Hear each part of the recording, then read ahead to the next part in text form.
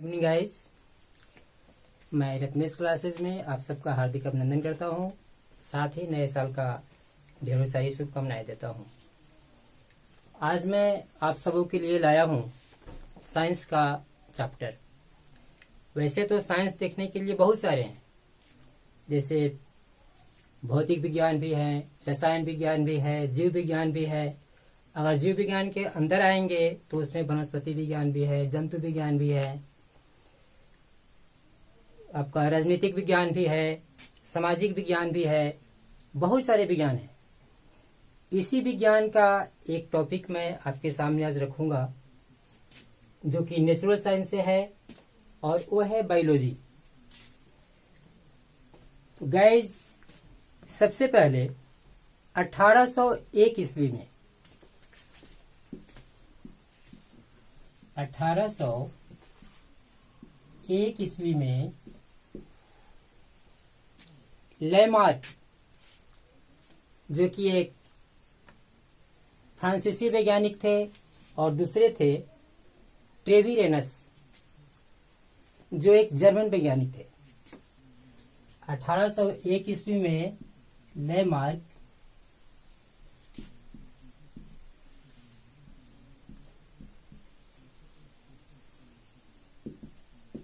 जो एक फ्रांसिस थे और दूसरे थे ट्रेविरेनस।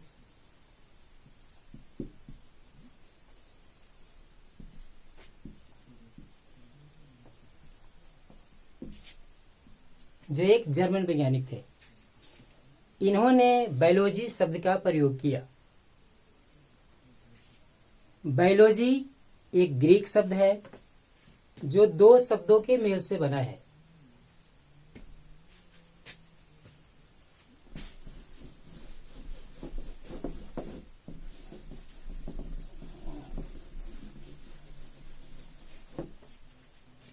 यहाँ आपके सामने शब्द है बायोलॉजी।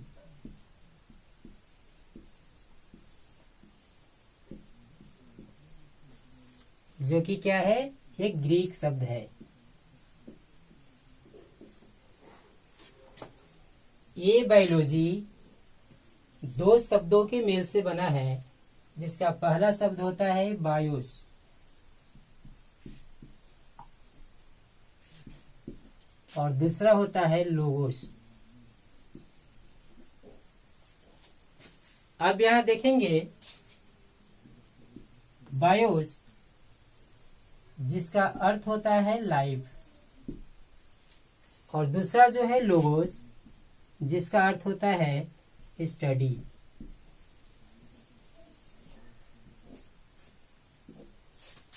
ऐसे हम कह सकते हैं कि बायोलॉजी, जिसका जो दो शब्दों के मेल से बना है, बायोस और लोगस, इसका शाब्दिक अर्थ होता है लाइफ और स्टडी यानी जीवन का अध्ययन, जिसको हम कहते हैं बायोलॉजी। कहते हैं कि हम किसी भी चीज का जब क्रमबद्ध अध्ययन करते हैं उसको साइंस या विज्ञान कहते हैं। तो सबसे पहले अरस्तु ने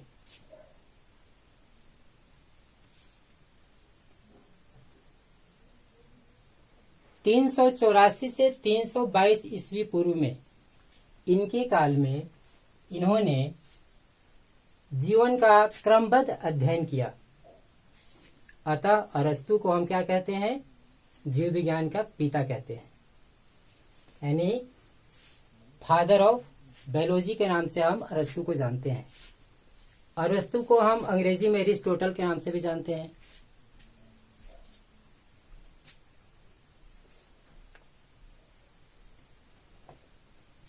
बायोलॉजी के दो भाग होते हैं। वैसे आधुनिक युग में इसका तीसरा रूप एक और है, जिसको हम सूक्ष्म बायोलॉजी, माइक्रोबायोलॉजी के नाम से भी हम जानते हैं।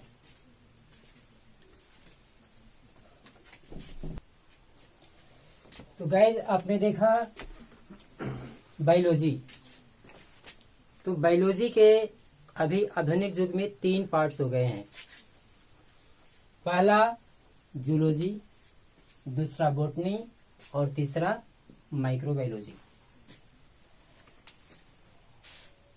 तो हमने पहले देखा था किसी भी चीज का क्रमबद्ध अध्ययन विज्ञान कहलाता है। इसी क्रमबद्ध अध्ययन में अरस्तु ने लगभग 500 छोटे बड़े बहुत सारे जीवों पर अध्ययन किया और इन्होंने अपने अध्ययन के आधार पर एक पुस्तक लिखा जिसका नाम था हिस्टोरिया ऑफ एनिमलियम। इसमें इन्होंने इन सारे जीवों के आकार, प्रकार, रंग, रूप, स्वभाव, प्रकृति आदि सभी चीजों का वर्णन किया है। अतः जूलॉजी के पिता भी अरस्तु को ही माना जाता है। फादर ऑफ एरिस्टोटल, जूलॉजी के फादर ऑफ एरिस्टोटल को कहते हैं। दूसरा है बॉटनी। बॉटनी का भी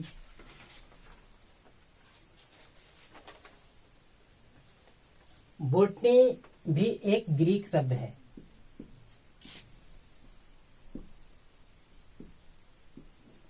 जिसका अर्थ होता है बास्किन।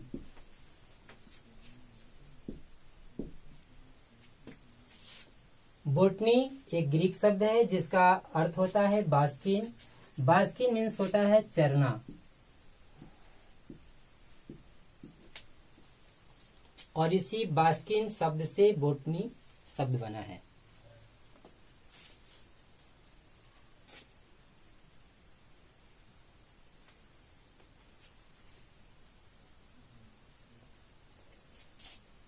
बॉटनी के संबंध में एक बड़ा ही रोचक तथ्य है। एक छोटा सा बालक था जिसका नाम था थियोफ्रैक्टस। ये बचपन में कुछ चरवाहों के साथ जंगल में जाया करते थे और वहां पे बहुत सारे छोटे छोटे पेड़ पौधे के बारे में जानकारी इकट्ठा करते थे।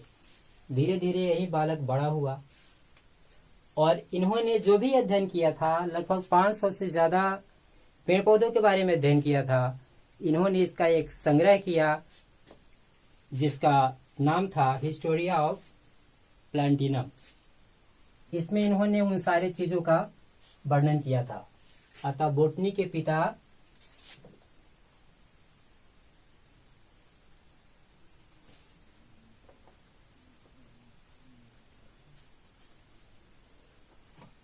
थियोफ्रैक्टस को कहते हैं।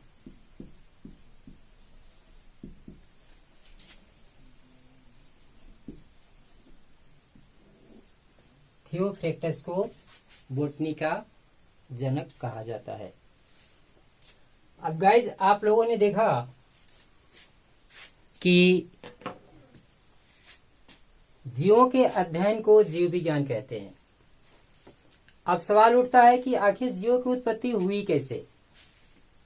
ये जीव कहाँ से आए? हम जिस ग्रह पे वास करते हैं, इस पृथ्वी पर जीव कहाँ से और कैसे आए? तो इसके विषय में दो धारणाएं हैं। एक प्राचीन धारणाएं और दूसरा है आधुनिक धारणाएं। प्राचीन धारणाओं में 3 तरह के परिभाषा सामने आते हैं। इसमें पहला होता है स्वतः जनन। प्राचीन धारणाओं में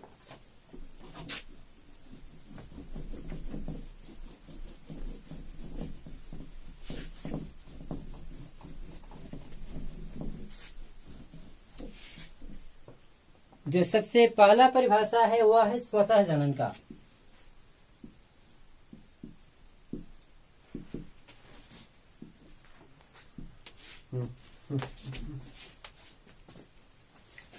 प्राचीन धारणाओं में जो सबसे पहला परिभाषा है वह है स्वतः जनन का। यानी हम कह सकते हैं कि जो जीवों की उत्पत्ति हुई वह स्वतः ही हो गया। क्या ऐसा संभव है? तो इन परिभाषाओं में सबसे पहला जो वैज्ञानिक थे या दार्शनिक कहिए, अरस्तु ने इसका जिक्र किया कि इस पृथ्वी पर जंतुओं का जो उत्पत्ति हुआ वह स्वतः हो गया। और इसके लिए उन्होंने एक थेसिस दिया कि जैसे हम अपने किचन में, अपने घरों में देखते हैं कि कहीं कोई सड़ा गला अन्न हो, तो कुछ दिनों के बाद में उस अन्न पर कुछ जंतु, कुछ कीड़े पैदा हो जाते हैं। अतः इन्होंने इसी चीज को आधार मानते हुए अरस्तु ने कहा कि नहीं, पृथ्वी पर जंतुओं की उत्पत्ति स्वतः हो गई। जैसे कुछ कीचड़ में मछली की उत्पत्ति स्वतः हो गई। ओस की बूंदे जब पेड़ पौधों पे पड़ते हैं तो उन्होंने कहा कि उससे बहुत सारे जीव जंतुओं की उत्पत्ति हुई। लेकिन आगे चलकर इस धारणा को अमान्य करार दिया गया और ये धारणा सही साबित नहीं हो सका कि पृथ्वी पर जीवों की उत्पत्ति स्वतः हो गई। दूसरा परिभाषा सामने आते हैं, जीवांत जीवोत्पत्ति।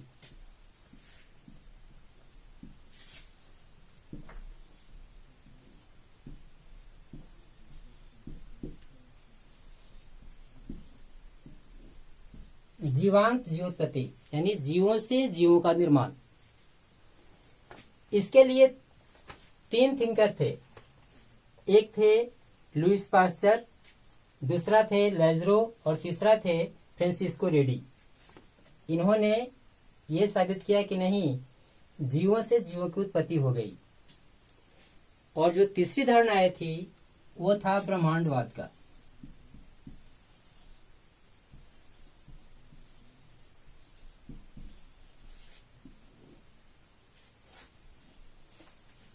इसके भी 3 थिंकर थे।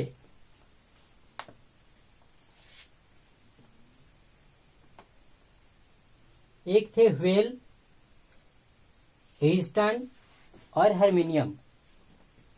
इन्होंने माना कि पृथ्वी पर जो जीवों की उत्पत्ति हुई या आयातित थे, यानी दूसरे ग्रहों से जीव यहाँ पर आ गए। जैसे उल्काएं आई या कुछ ऐसी घटनाएं घटी जिससे दूसरे ग्रहों के जीव इस पृथ्वी पर आ गए। और आगे चलकर ये तीनों ही धारणाएं गलत साबित हुए, क्योंकि किसी भी परिभाषा ने यह साबित नहीं कर पाया कि पृथ्वी पर इस तरह से जीवों की उत्पत्ति हुई होगी। अंत में जो आधुनिक परिभाषा है वो परिभाषा यह साबित करती है कि नहीं, ये तीनों ही परिभाषाएं अमान्य है और आधुनिक युग में जो परिभाषा दी गई वो सही है। और वह परिभाषा जो है वो रासायनिक आधार पर दिया गया। जैसे हमें पता है कि इस पृथ्वी पर बहुत सारे तरह के दबाव हैं, टेम्परेचर भी है, ताप और दाब दोनों ही इस पृथ्वी पर मौजूद है। तो इस ताप और दाब के कारण पृथ्वी पर बहुत सारे रासायनिक परिवर्तन होते रहते हैं, बहुत सारी रासायनिक घटनाएं होती रहती है। तो इन्हीं परिवर्तन के कारण इस पृथ्वी पर सबसे पहले छोटे अणुओं का निर्माण हुआ। इन छोटे अणुओं के द्वारा कुछ जटिल अणुओं का निर्माण हुआ। इन्हीं जटिल अणुओं के बाद कार्बनिक जटिल अणुओं का निर्माण हुआ और एक कार्बनिक जटिल अणु में क्रियाशीलता हुई और इन्हीं क्रियाशीलता के कारण क्या हुआ कि सेल का निर्माण हुआ। और जैसा कि हम जानते हैं कि सेल, जिसे हम कोशिका कहते हैं, ये शरीर की सबसे छोटी इकाई है। छोटी इकाई में भी ये हमारे शरीर की कार्यात्मक एवं संरचनात्मक इकाई है। इसके द्वारा जीवों की उत्पत्ति संभव होती है। और जैसा कि कहा जाता है कि जैसे सेल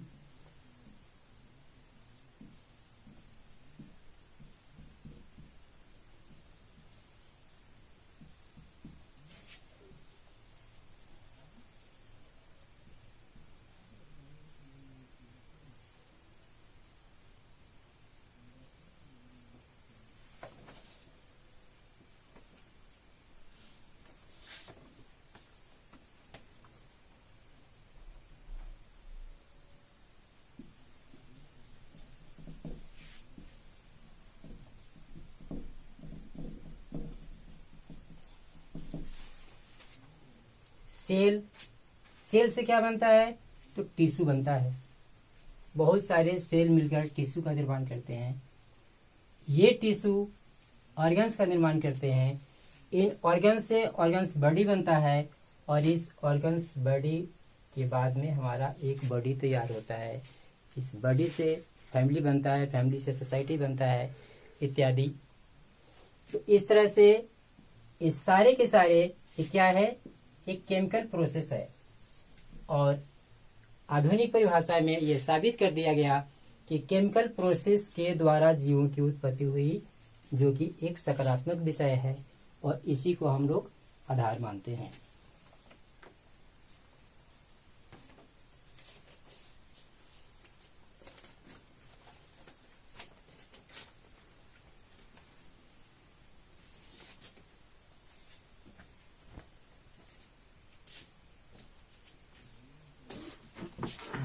अब हम देखते हैं कि बहुत सारे जीव हैं। जीव का मतलब जंतु भी हो सकता है, पादप भी हो सकता है। तो इसको अध्ययन की दृष्टि से हम दो भागों में बांटते हैं, एक जंतु विज्ञान और दूसरा वनस्पति विज्ञान। बाद में चलकर इसका वर्गीकरण किया गया, जिसको टैक्सोनॉमी के नाम से भी जानते हैं। आधुनिक युग में टैक्सोनॉमी का बहुत बड़ा महत्व है और इससे रिलेटेड बहुत सारे क्वेश्चन भी आते हैं। सबसे पहले अरस्तु ने बायोलॉजी को दो समूह में बांटा, जिन्होंने जंतु और पादप समूह के रूप में बांटा था। उसके बाद में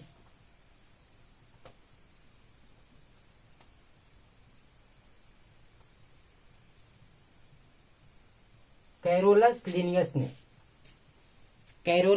लिनियस ने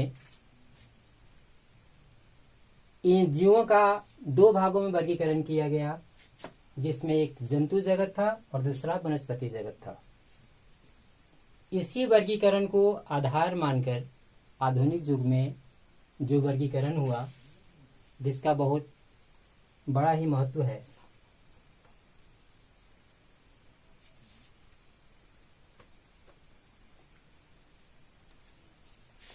कैरोलस लिनियस को ही वर्गीकरण का पिता कहा जाता है, फादर ऑफ टैक्सोनॉमी के नाम से हम उन्हें जानते हैं। इसी वर्गीकरण को आधार मानकर आधुनिक युग में 5 जगत वर्गीकरण हुए, 5 क्लासिफिकेशन ऑफ ऑर्गेनिज्म, जिसमें पहला है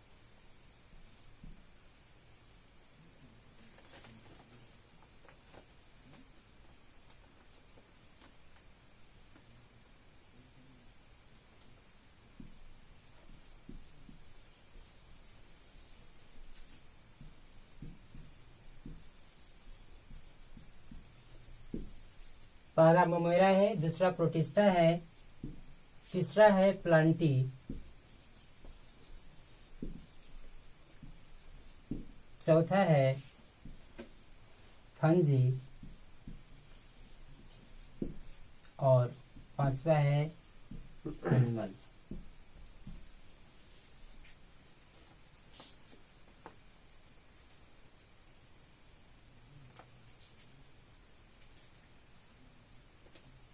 इसको कहा जाता है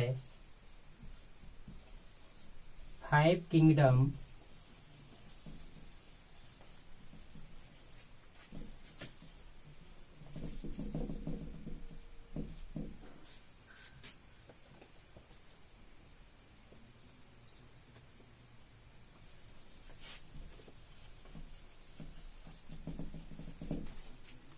इसको कहा जाता है 5 किंगडम क्लासिफिकेशन ऑफ ऑर्गेनिज्म, जो आधुनिक युग में वर्गीकरण किया गया है।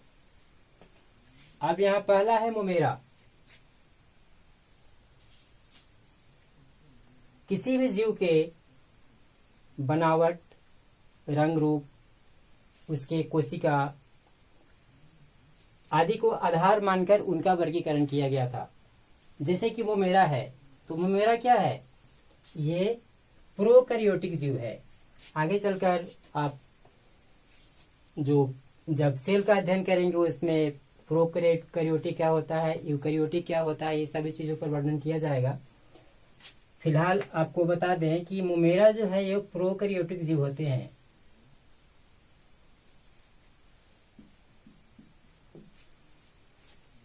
जो एककोशिकीय होते हैं।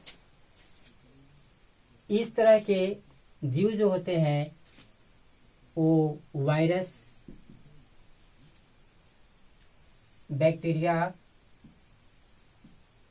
आदि होते हैं। दूसरा है प्रोटिस्टा।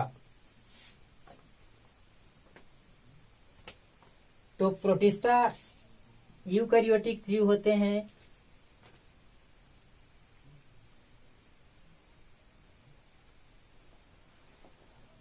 तीसरा होता है प्लांटी, जिसमें जो पुष्पीय, अपुष्पीय आदि बहुत सारे पौधे होते हैं। फंजी होते हैं जो यूकैरियोटिक जीव होते हैं। और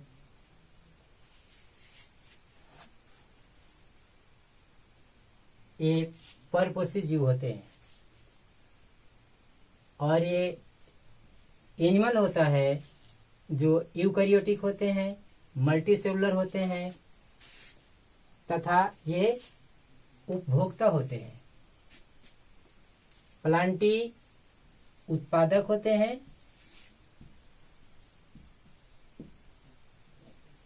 तथा एनिमल जो होता है वो उपभोक्ता वाले जीव होते हैं।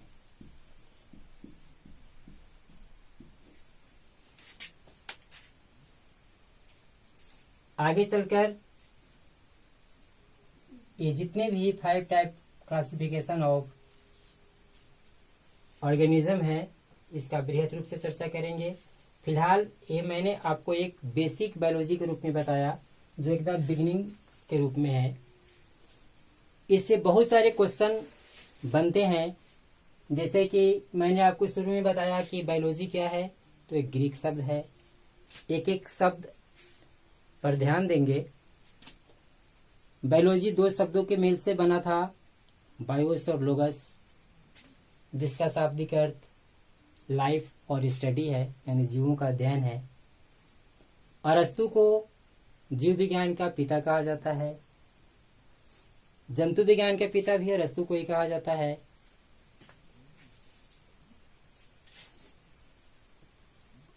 आधुनिक युग में 5 टाइप क्लासिफिकेशन ऑफ ऑर्गेनिज्म हुए, जिनमें बहुत सारे जीवों को आधार मानकर उनके रंग रूप बनावट के आधार पर इनका वर्गीकरण किया गया। नेक्स्ट वीडियो में हम आप लोगों को सेल के ऊपर चर्चा करेंगे, जो कि एक फंक्शनल और स्ट्रक्चर यूनिट होता है। आज के वीडियो में फिलहाल इतना ही। आप सब इसको सब्सक्राइब कर लेंगे।